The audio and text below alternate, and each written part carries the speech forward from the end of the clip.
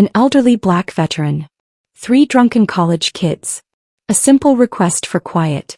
Then a shocking storm of sirens, handcuffs, and a mugshot that irrevocably altered his life. But what if the true peril wasn't the man in uniform, but the ingrained prejudices we all carry? Stay with us, because this is more than one man's arrest. It's a profound reflection on the America we often refuse to see. Dear viewer, what you're about to witness is not merely a tale, but a powerful testament to the unwavering pursuit of justice in places most people overlook. If you're new here, please let us know where you're tuning in from in the comments below. And if stories like this compel you, challenge your perspective, or inspire you to think, I urge you to subscribe and activate the bell icon. We dedicate ourselves to amplifying voices that demand to be heard every day. Thank you for being here. Now let's dive into the story. The morning sun had yet to illuminate North Michigan Avenue when Sergeant Elijah Brooks, a 67-year-old retired Marine Scout sniper, stepped off the city bus and into Baker's Cafe. He wore his service cap low, its brim frayed with years of quiet dedication. He could have been any grandfather savoring a peaceful dawn coffee. But in a matter of seconds that tranquil image was shattered. Just as Brooks's hands warmed around his coffee mug, 3 college students burst in, reeking of a late-night bender. Their laughter was loud and reckless. One of them, Jordan Pierce, a bleached blonde youth radiating an air of privilege, slumped into a booth right next to Brooks. His 2 friends plopped down beside him, drinks still clutched in their sweaty hands. Check out this old geezer hogging the seat, Jordan's voice sneered, too harsh for the sleepy city. Nice hat though, he added with a mocking grin. Elijah didn't react. He simply continued reading the newspaper, a story about an upcoming veterans parade. Instead of ignoring the noise, he made a polite but firm request. Could you gentlemen please lower your voices? A 3-decade American history teacher, he was the embodiment of respect. But Jordan and his companions, Avery Hole and Max Saunders, were already primed by alcohol and entitlement. They twisted his simple courtesy into a threat. Avery held up her phone. He told us to shut up. He's threatening us, she declared into the device. He said he'd make us disappear, Jordan whispered theatrically into the camera, jabbing his finger through the air. Maria Delgado, the cafe's longtime waitress, stepped forward. Please, he just asked you to be quiet. That's all. Before Maria could finish, the wail of sirens pierced the air. 3 police SUVs screeched to a stop at the curb. Officers stormed in, hands on their tasers, their postures radiating suspicion. They were certain they had a dangerous criminal on their hands, not a man who'd committed a trivial social faux pas. Elijah raised his hands. I am guilty of nothing more than asking for respect. Still, he was shoved forward, cuffs snapping tightly around his wrists. The purple heart pinned over his heart felt heavier than ever. The room, once loud, fell silent as his cap tumbled to the floor. He didn't resist. It wasn't in him. Yet the police declared he had committed terroristic threatening. 2 hours later, news trucks had descended, broadcasting his mugshot across every screen. A calm, dignified face was miscast as a dark symbol of menace. Word spread across Chicago and beyond. A wave of initial outrage gave way to whispered suspicion. Could this calm, gray-haired man truly have terrified these young partygoers? Inside his jail cell, Brooks found himself shackled not just by metal, but by a profound sense of betrayal. His memories of Vietnam flashed as wavering lights and pounding adrenaline. But this wasn't combat. This was everyday America, and in this darkest moment, it felt utterly foreign. At the arraignment, his daughter Ava Brooks, a pediatric nurse from Seattle, watched in stunned silence. She had flown across the country on a moment's notice, pinning her hopes not on lawyers or bail, but on the man she loved more than words. She believed his story. What she didn't expect was a courtroom that felt like a battlefield, where his medals, uniform, and past were weaponized as evidence of aggression. How could honor be twisted into threat? The judge's gavel struck, echoing through the room. Preliminary hearing scheduled. Bail set at $45,000. A year's worth of their household income already. His rights were being traded for dollars. His innocence was being overshadowed by stereotypes. Outside, demonstrators had gathered. One side demanded, "Protect us from violent veterans." The other stood in silence, many of them veterans themselves, honoring Brooks's service. Their quiet vigil was more powerful than any chant. Cameras clicked. Hearts clenched. Late that night, Ava sat on a hard bench in the precinct courtyard, her eyes red, her voice cracking. He just asked them to be quieter. That's it. Her brother Ezra, a 6-foot-tall former Marine, held a folded American flag he had carried into the briefing room earlier. He stared into the empty space that should have been his father's. The next morning, Sergeant Brooks was led back in. He paused at the threshold. Once a proud teacher and warrior, now a symbol in a narrative beyond his control. He lifted his eyes to the windowed ceiling, searching for clarity. He saw a gallery of skeptical faces, journalists scribbling notes and pixelated evidence on screens. He knew his innocence, but even as he stood there, his heart pounding like a Marine in enemy territory, he wondered, would it be enough? Could the truth withstand the weight of lies, or was this world too wired against him? Nothing in Elijah's decorated 30-year life had prepared him for this scene. Not his medals, not his service, not decades of hated battles. This was a culture war, a case study in how identity can be weaponized, how service can become suspicion, and how a routine moment can be twisted into terror. And yet, even cuffed in a place built for guilt, he stood tall. Because in that worn cafe, and more importantly in his soul, he had done nothing wrong. He had only spoken that one request, that single spark that would change everything. His arrest was not just an act of injustice. It was a question. Can a nation that venerates its heroes also vilify them? Can perspective survive bias? And when the time comes, who will step forward to demand the truth? Because outside Baker's Cafe, beneath the midday sun, a storm was gathering. Names would be changed, paths rewritten, but the core of the story remained the same. A veteran handcuffed for kindness and a country forced to look in the mirror. The doors of the Chicago County Courthouse groaned as Elijah Brooks entered once again, escorted by deputy marshals past a throng of spectators. The faces staring back weren't there to offer solace. They projected judgment. Television cameras, primed for a fight more than a fair hearing, glared into the courtroom with uncompromising intensity. Inside, jurors picked up their pens, ready to pencil in their verdicts. Outside, justice teetered on a precipice, and the trial would test not only Elijah's fate, but the very foundations of trust and truth in America itself. From the moment the prosecution opened, the room felt like a pressure cooker, charged with a theatrical tension. Prosecutor Linda Martin stepped forward, her sharply tailored suit conveying both authority and gravitas. Her opening statement was equal parts conviction and accusation. "Sergeant Brooks," she declared in a resonant tone meant to echo into every corner of the chamber, "is a decorated sniper, precisely trained to eliminate threats. On that morning, powerful witnesses say he stalked and terrorized 3 innocent students simply for having a loud conversation. We intend to prove that this wasn't a misunderstanding. It was a calculated act of aggression." The words landed with thunder. Elijah gripped the arms of his chair, swallowing the bitter pill of being reproached for doing nothing more than asking a simple question. Behind the prosecution's podium, television screens flickered with images from the day of his arrest. His handcuffed wrists, his fallen cap, the wary stares of the police. These weren't just visuals. They were carefully selected symbols. A calm and authoritative man recast as a sinister threat. On the witness bench, Jordan Pierce, Avery Hole, and Max Saunders sat composed, drawing strength from hours of preparation. Their eyes flickered with a rehearsed fear. A fear of Elijah's cold, calculating gaze. A fear of his silent menace. A fear tied to assumptions rooted in his race and his uniform. When Jordan took the stand, his polished testimony unfolded like a script. He described Elijah's eyes as zeroing in on the 3 of them, small details amplified into damning evidence. "He felt like he was measuring us like targets," Jordan repeated, every slick inflection a scene of cinematic tension. The jury leaned forward. Inside the courtroom, a current of collective uncertainty mingled with the weight of expectation. The aura in the room suggested a man trained to kill, one tactical mistake away from shooting. And because the soldiers who'd once killed for their country rarely returned as villains, many jurors allowed the doubt to take hold. Avery Hole was next. She added her own dimension of fear, whispering about Elijah's calm voice transforming into something quietly menacing.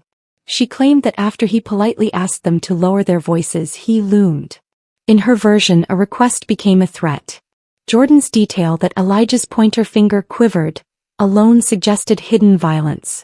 When the jury glanced up at Hamilton, Allen, and Patel, 3 jurors with reputations for careful deliberation, their lips were thin with tension. Outside, behind walls of glass, cameras hummed. Humanity teetered on narratives. Then came Max Saunders' testimony. He revealed through a flat tone and song-like cadence a chilling claim. Elijah had warned them that he knew people in the military who could pick them up quietly. Without naming names, without evidence, just implication tied to fear. The lie hit like a bullet. Elijah's chest tightened. No one asked who these unnamed people were. The danger of that statement wasn't in truth but in symbolism. One rumor, one implication could change a man's life in a courtroom built for certainty, not nuance. That single sentence transformed Elijah from an innocent man into a threatening veteran. Between witness statements, Prosecutor Martin called Officer Hayes the arresting officer. His voice, calm and measured, carried the weight of authority. "I smelled alcohol on the young men, sir," he testified from the stand, looking directly at Elijah. Mr. Brooks refused to comply when asked to stand. He was tense, breathing heavily. "We believed he posed a threat. For officer safety, we acted accordingly." The crowded gallery held its breath. Hayes's words were not just testimony, they were absolution. The police had done what they were trained to do. They'd interpreted calm as cunning, age as experience-laced menace. And the veneer of legitimacy cloaked a miscarriage of justice. Elijah, who had sat through the pro forma objections from defense attorney Sarah Liu, remained quiet. Sarah had tried repeatedly to introduce context. Her client's military record, his decades of teaching, his spotless record, only to be shut down at every turn by Judge Patterson. The judge had ruled that any evidence of Elijah's honorable life was highly prejudicial, irredeemably tilted towards sympathy rather than facts about that morning. Sarah had filed motions objecting to what she called narrative bias. But in courtrooms, narrative bias often wins over contextual truth. The narrative was solid. Veteran capsized by temper, threatening young white college students. When Sarah finally rose for her opening statement, her voice cracked with controlled emotion. "Ladies and gentlemen," she began, "the crux of this case is this. Sergeant Brooks asked 3 young men who happened to be trespassing into his morning piece to lower their voices. That's all." She paused, letting the room absorb her words. "If we convict him of terroristic threatening on that basis, the message we send isn't about violence. It's that a polite request from a black veteran in his morning ritual can become a criminal act simply because they didn't like it." Sarah called Maria Delgado, the waitress, to the stand. She was composed but vulnerable. She recounted without hesitation exactly what Elijah had done. He asked them to respect others in the cafe. He didn't raise his voice. He didn't move from his seat. None of us felt threatened. The defense gallery nodded, feeling the tremor of truth. But as soon as cross-examination began, Prosecutor Martin pivoted. She sought to undermine Maria's credibility by highlighting her undocumented status, insinuating that her version of events might be shaped by self-preservation. Sarah's objection, irrelevant to the facts, was sustained, but the damage was done. Jurors shifted posture as though commercial and immigration biases had been transposed onto the factual tapestry. By the 3rd day, the trial had entered its metaphase. The courtroom was less a venue for determining guilt or innocence than an editorial board shaping impression. Psychological experts testified. Veteran trauma specialists with fancy credentials stepped up to declare that a confrontation in a public space would activate deeply buried flashbacks. They referenced generalities about Vietnam vets and PTSD, unconnected to Elijah. The word menacing entered the testimony. The prosecution offered barely veiled implications.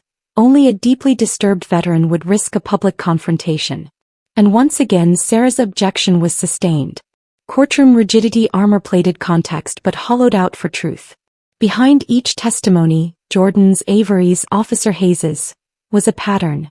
They built a mosaic of suspicion, a collage of fear. The same worn prejudices were painted across generational lines.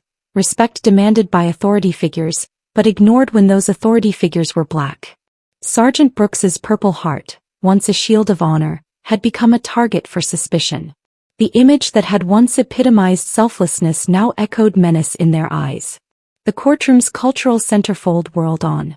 In the closing hours of the trial, Sarah presented a final witness, an instructor from Elijah's former Marine unit, Colonel Jefferson Knight, who spoke of Elijah's discipline under duress, his calm under fire, his consistent moral code. But before the words left his mouth, the judge ruled it would unduly influence the jury. Knight's statement could not be heard, so it wasn't. Outside, reporters scribbled notes of courtroom drama. The courtroom hummed behind the walls, intensified. Cameras were alive with lurid edits, ready for the next day's narrative. Then came Sarah's closing. She spoke softly, deliberately. This trial asks you to decide whether the evidence supports a conviction of terroristic threatening. Not whether Sergeant Brooks is a perfect man, just whether he did exactly what they charged him with. Threaten? I submit he did not. She summarized the timeline.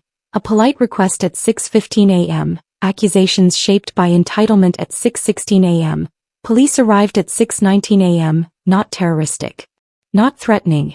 Not violent. Just cold coffee and civility. She concluded with quiet power. If he is guilty, then civility is a crime.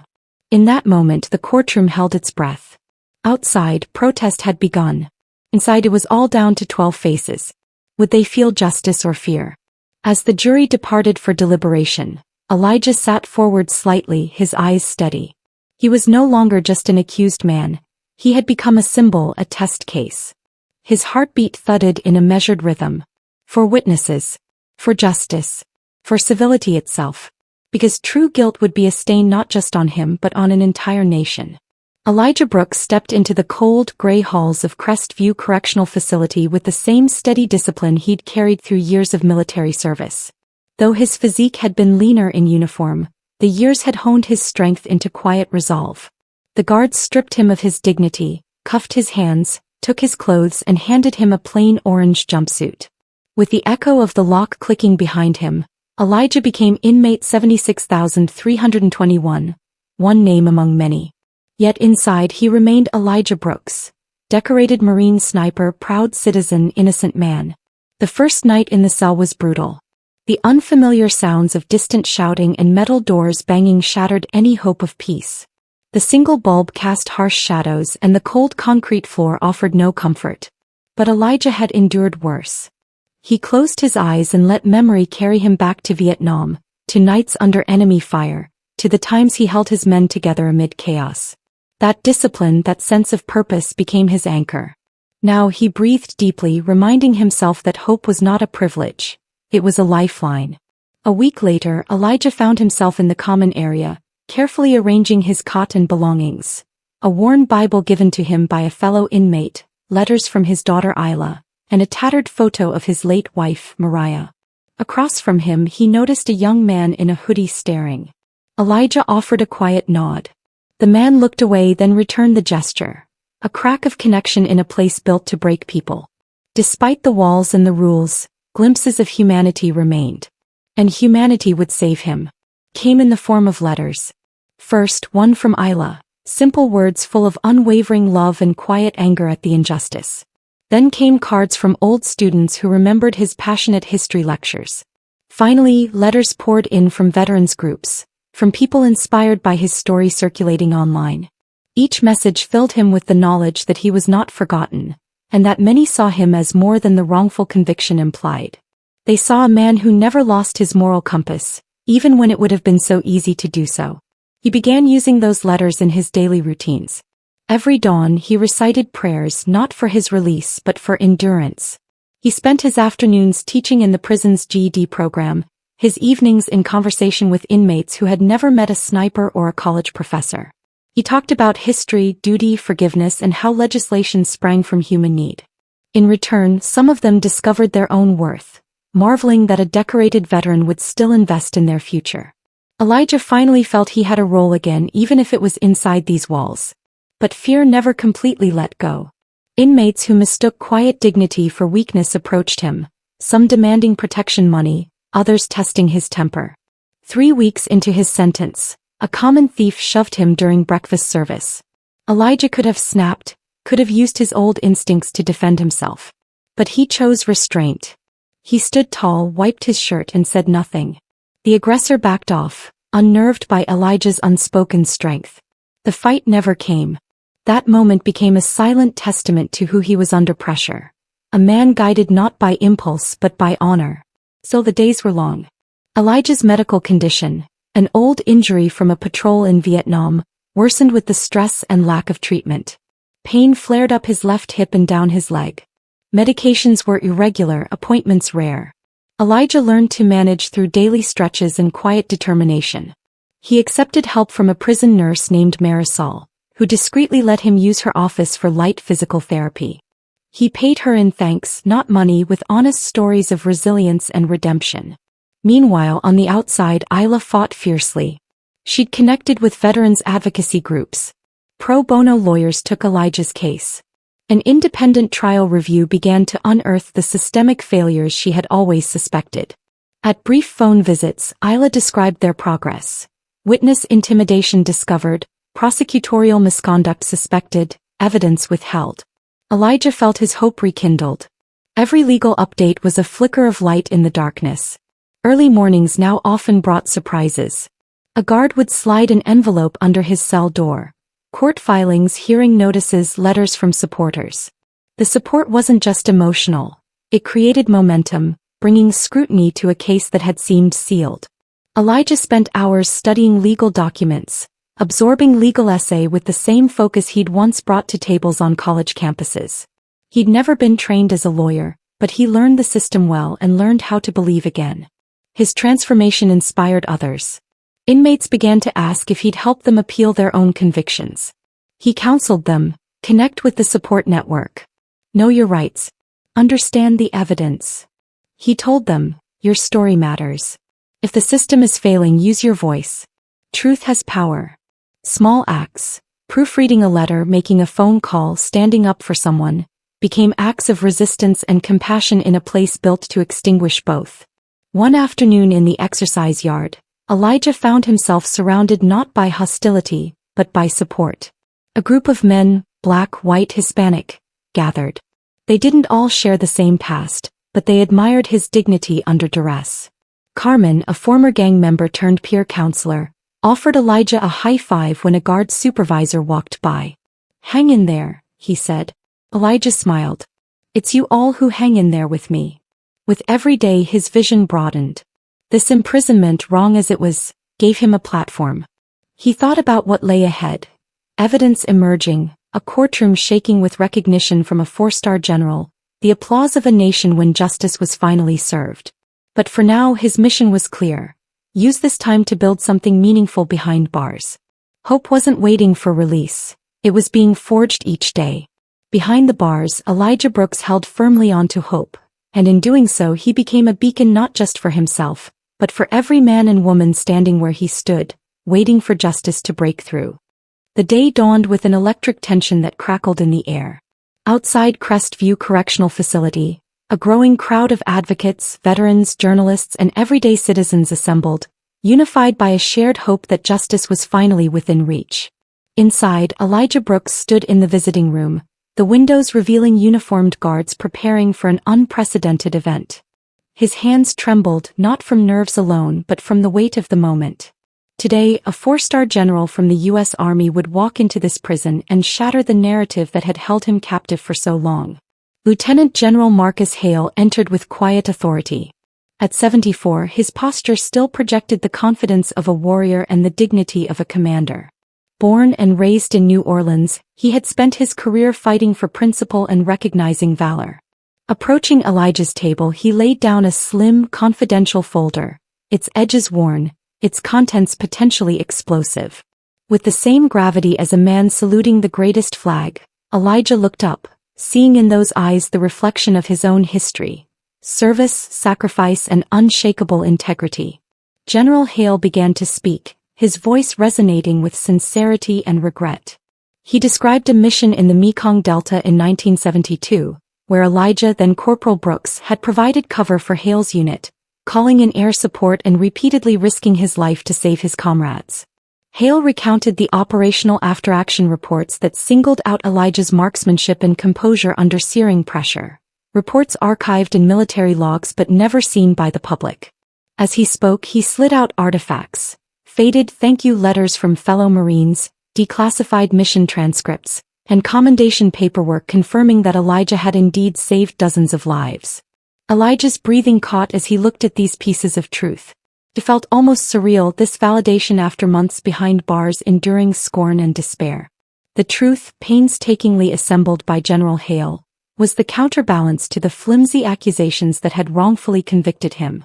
Those whitewashed testimonies, the smears of aggression, the pictures used to insinuate danger.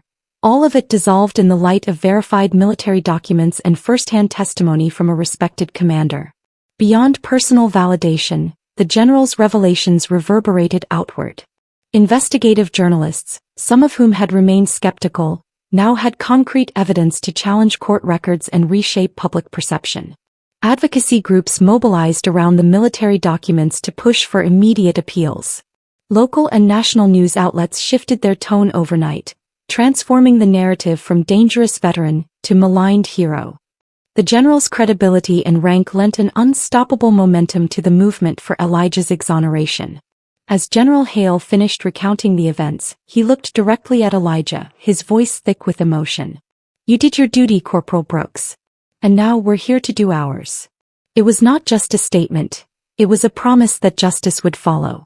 In that moment the silence was absolute. Guards who had seen too much closed ranks respectfully.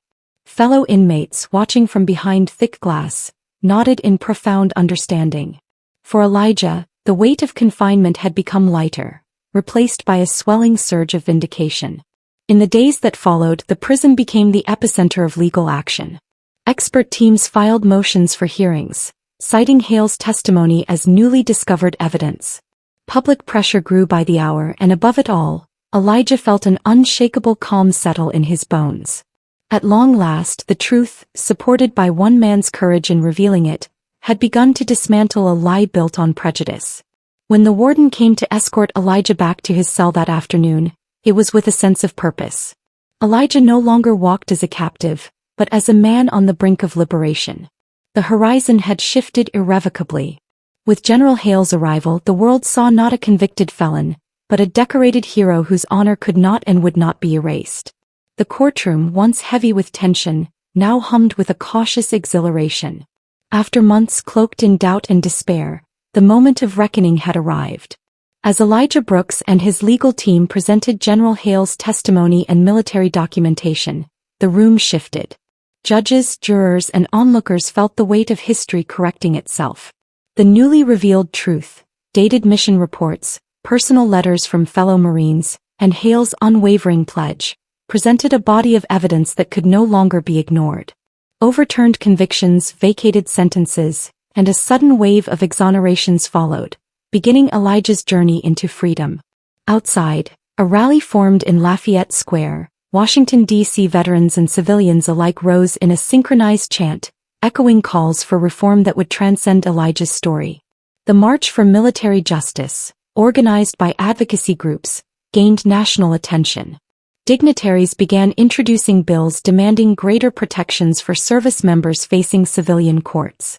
Elijah, stepping onto a makeshift stage in full uniform, spoke slowly, each syllable echoing his long-suppressed resolve. "When the world turned its back on me," he said, his voice firm, "it was the truth and the honor of those who stood by it that brought me home." His words pierced through the assembled crowd. Tears glistened as his daughter Ava stood behind him and the aging General Hale clasped his shoulder, their allegiance encapsulating unity across generations. Headlines splashed, "From inmate to beacon of justice, milestone reform triggered by Marine sniper, truth triumphs at last." In the months that followed, Elijah poured his life into the Daniel Brooks Foundation, named in honor of both his own sacrifice and the countless veterans lost to injustice.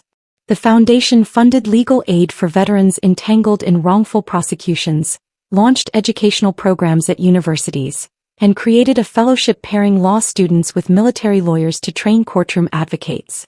Elijah returned to lecture halls across the nation, recounting not just his personal saga but underscoring the importance of fair due process. At American University's law school, he co-developed a course titled Justice in the Civilian Arena for service members, which rapidly became a flagship program.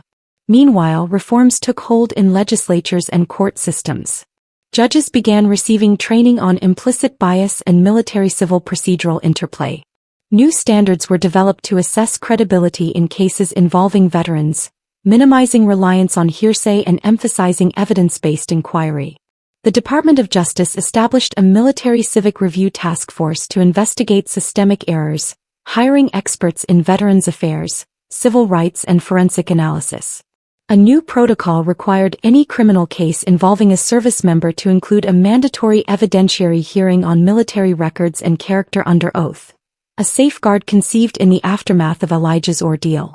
Perhaps most profound was the cultural shift that followed. Newsrooms revised their policies to avoid reductive framing when reporting on veteran defendants.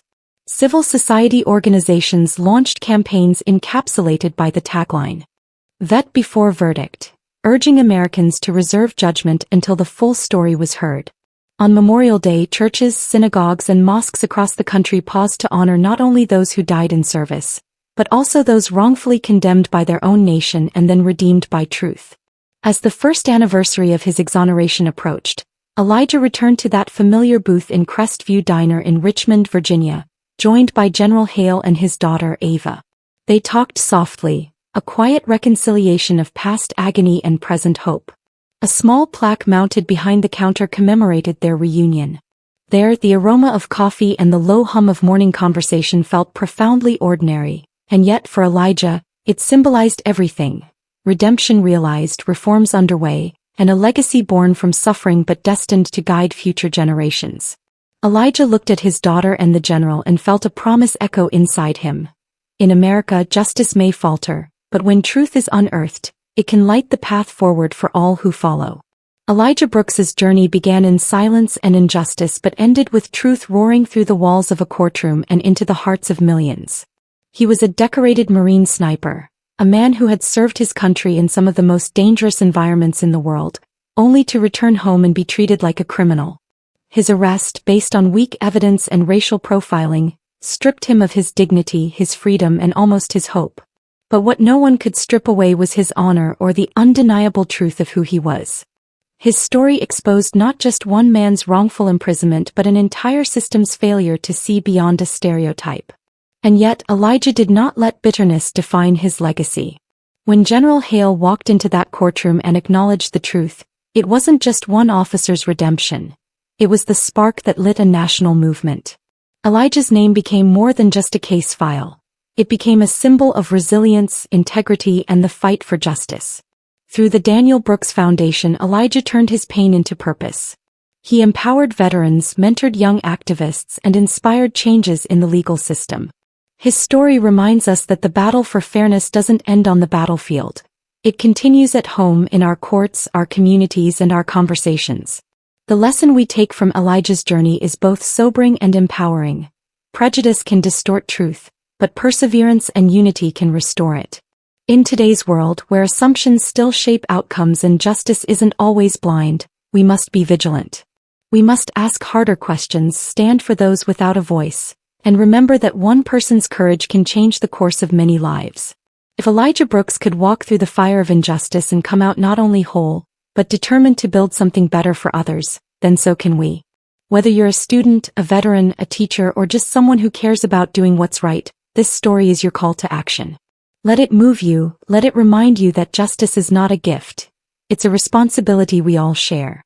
If this story inspired you, challenged your perspective, or opened your heart, please consider subscribing to our channel. Your support helps us tell more stories that matter. Stories that illuminate truth, demand justice, and celebrate the strength of the human spirit. Hit that subscribe button and share this with someone who needs to hear it.